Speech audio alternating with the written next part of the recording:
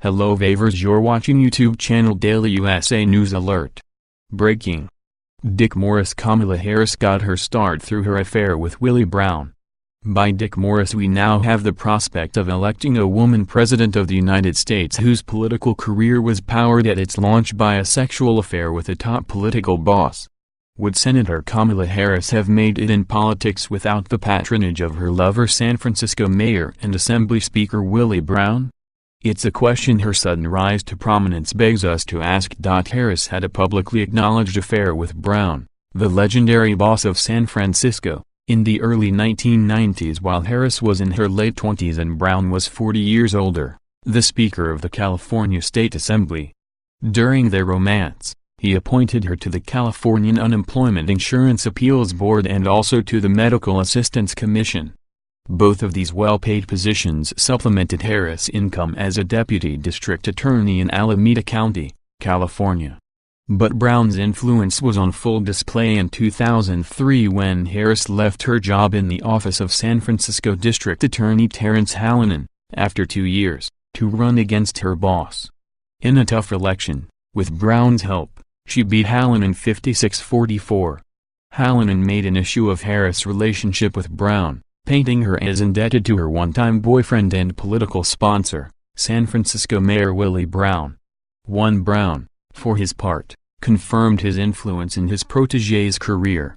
"Yes, I may have influenced her career by appointing her to 2 state commissions when I was Assembly Speaker," Brown wrote in the San Francisco Chronicle op-ed. "I certainly helped with her first race for district attorney in San Francisco." Defending himself against the charge that he was bestowing favors on a former lover, Brown noted that "I have also helped the careers of House Speaker Nancy Pelosi, Governor Gavin Newsom, Senator Dianne Feinstein and a host of other politicians." He helps all the girls. Would a 39-year-old assistant in the district attorney have stood much of a chance pitted against a 67-year-old 2-term incumbent who happened to be her boss without the fundraising momentum and endorsement of Brown?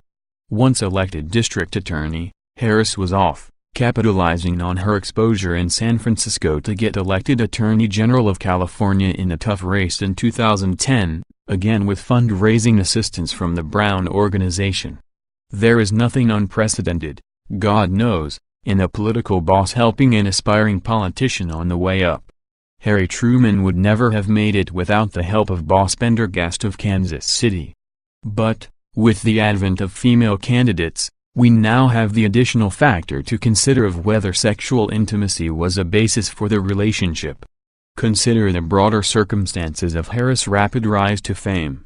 She ran for state attorney general in 2010 as all eyes were focused on Jerry Brown's return to the governorship. Facing wealthy and powerful Republican Meg Whitman, Brown was decisively elected. Less noticed was Harris' squeaker victory as attorney general where she defeated Republican Steve Cooley by less than 1% of the vote, 4,443,000 to 4,368,000. So close was the contest that Cooley did not concede until the next day. After a pro forma re-election in 2014, Harris ran for the U.S. Senate in 2016, this time under the new rules that now govern California elections. Candidates all run together and the top 2 face each other in a runoff, regardless of party, assuming nobody got a majority in the first round. With the Republicans not fielding a serious candidate, their candidate only got a 7% of the vote. The race featured Harris against Democratic Congressman Loretta Sanchez. Harris overwhelmed Sanchez by spending $9.8 million on the race, compared to only $3.30 for Sanchez. With the seat going Democratic anyway, it attracted only local interest.